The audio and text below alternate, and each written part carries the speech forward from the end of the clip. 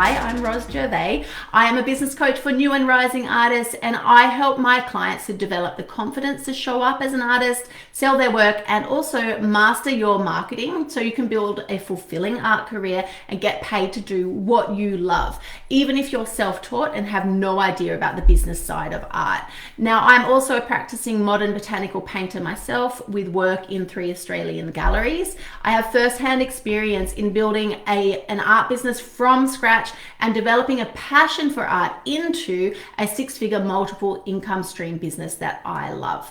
So not only do I walk the talk, but I have supported thousands of artists through my free and paid services and cannot wait to help you on your journey too. So thank you everybody for joining me today for our Tuesday Tea with Ros session. I'm really thrilled to be bringing you this topic today on mindfulness and self-care, because it's absolutely essential for keeping your creative energy flowing and also avoiding burnout. Okay, burnout is a bit of a topic. It's been a buzzword. It's been a thing for a number of years now.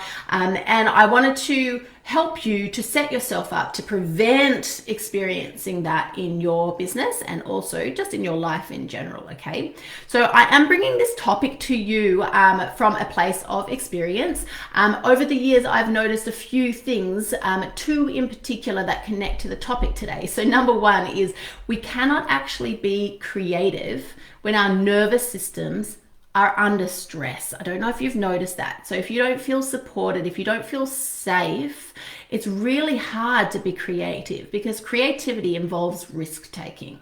So that's number 1. And then number 2 is I've discovered that burnout is not fun or helpful when we're on this quest to build our art businesses. So I'm actually going through a mini patch of burnout at the moment. And I am currently actively having to remind myself to do these things that I'm going to be sharing with you today. Okay, so I'm right there with you and talking from experience today. So let's dive into our 4 tips today for integrating mindfulness and self-care into your creative lifestyle so that you can remain creatively fueled and also joyful and resilient, i.e. not experiencing burnout. Okay, so tip number 1 is to do your best, bear with me on this, do your best to minimize your stress levels. Now, I've got some practical ideas for you today. The key point that I want to get across here is that stress can disrupt our ability to be creative, as I mentioned before, and our nervous system really needs to be as calm as possible. So if you're having some sort of a creative block, it might actually be your body indicating to you that it needs some care, that your mind, your body, your heart, your soul, all of that needs a little bit of care and a little bit of TLC. And so my point today is I'm trying to give you some tips today to help you to set yourself up with that care, either preemptively so you don't get to a bad state, or retrospectively to improve any sort of sense of burnout for you. So my tips today are around mindfulness. So if you can start the day with any sort of mindfulness activity, that can be really beneficial. Now I share this in a really realistic way though, because I don't know about you, but I have small kiddos. So my morning alarm clock is my children. So I start the day with my children. I've tried to wake up before them, but they have amazing ears. So they then just wake up and then I start the day the same way anyway. So for me, when sharing with you today these tips for mindfulness practice in the morning, I want to give you some tips that are really realistic. Okay, so I'm talking about like micro activities. Okay, so your mindfulness practice might be around quickly grabbing a piece of paper and a pen and writing 3 things that you're grateful for in the morning. It might be about doing all your kiddos or your pets or whatever you have to tend to in the morning, looking after them, and then trying to steal 2 minutes to sit still and listen to some meditation music and just sort of zone out just for 2 minutes. Okay, so we're trying to be really practical here. Alternatively, you could drop the children at school and then go for a mindful walk after that. I'm smiling because for me, like a mindful walk basically means you're ideally walking in some nature, but if not, it doesn't matter. You're paying attention to what's around you, but you don't have anything in your ears. So you're not listening to anything. And I'm smiling because I've heard that being called naked walking. So don't walk naked, everybody. But if you have time or the ability to go for a 5-10 minute walk without anything in your ears and actually pay attention to the world around you, that's mindfulness. And it's also good for your body too, right? So let's find some practical ways that you can actually squeeze this mindfulness and this self-care into the very first part of your day in a way that is practical and achievable. And you know, I used to beat myself up about it, thinking I needed to try harder, I needed to be quieter, I needed to wake up earlier, I needed to whatever. But I actually have found that it's just better to work with it and be more creative, funnily enough, with how to fit in that mindfulness in the first part of the day. Now, 2 recommendations for you. The purpose here really is to try to do 1% better than the day previously, and that's based on a book called Atomic Habits by James Clear. Highly recommend that book. Now, if you are really interested in settling your nervous system, I also really recommend this app. I'm not using it at the moment for various reasons, but it is highly recommended and I loved it. I'm not associated with them, and you do have to pay to use it, but I will tell you, in case you have the budget for this, it's called NeuroFit. And it is amazing. It's $40 US, I think, for 3 months. I just looked it up yesterday for you, and it's amazing. And it's just these teeny tiny little bits, little reminders for what you need. So it might be mindfulness, or it might be shaking or something like that. Okay, tapping even. So definitely go and look that one up, NeuroFit. So that was tip number 1, was to try to reduce your stress levels through these mindfulness activities.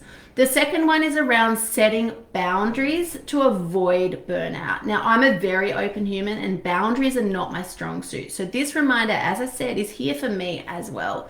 So setting some boundaries really helps to reduce the chances of experiencing burnout, essentially.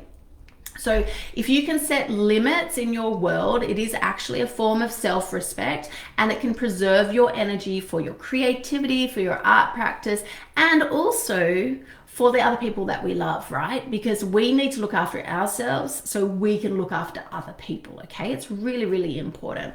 I've had to remind myself of this lately, and recently I had to say no to a creative job that I was going to be paid work, but I just didn't have the capacity for it and the energy for it, and I had to say no. It was really difficult, but I did say no, and I did that thing because I needed to practice that self-respect. So highly recommend taking that little bit of stepping back sometimes and realizing or seeing if you need to say no to a particular thing, okay?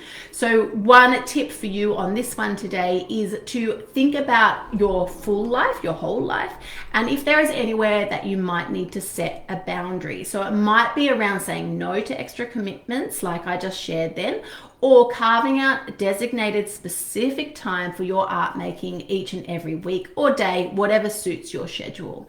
So saying no to these other distractions and setting these boundaries is actually saying yes to art, and it's saying yes to you and your needs as a beautiful creative person, okay? You're allowed to say yes to yourself. All right, our tip number 3, listen to your body and take rest seriously.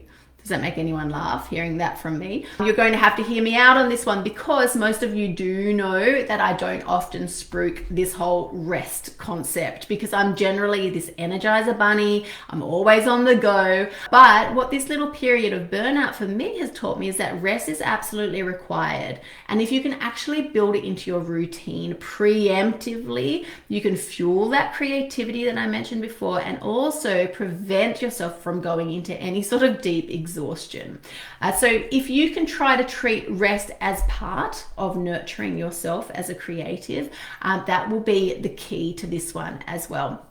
So for me at the moment, I am consciously going slower. It's very hard, but I'm trying. And I'm consciously going to bed earlier, because I know in my head logically it's good for me. It feels counterproductive, but essentially I'm having to be my own mum. So if you can do that, if you could try to be your own mum occasionally, especially at times when you might be exhausted or experiencing a bit of burnout, That's what you need to do. Listen to your own mum advice, okay? If you are a mum, you'll know what I'm talking about.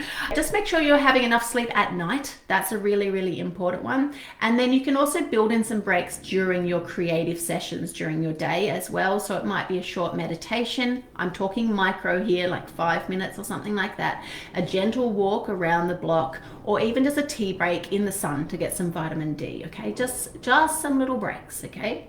Now, our fourth tip as well today is around creating art just for fun. Who knew? Because this is the thing, right? When we start to take our art into business and start to sell our art and start to look at our art through that lens, sometimes the joy in just making the art for ourselves can not disappear, but it just sort of shape shifts essentially.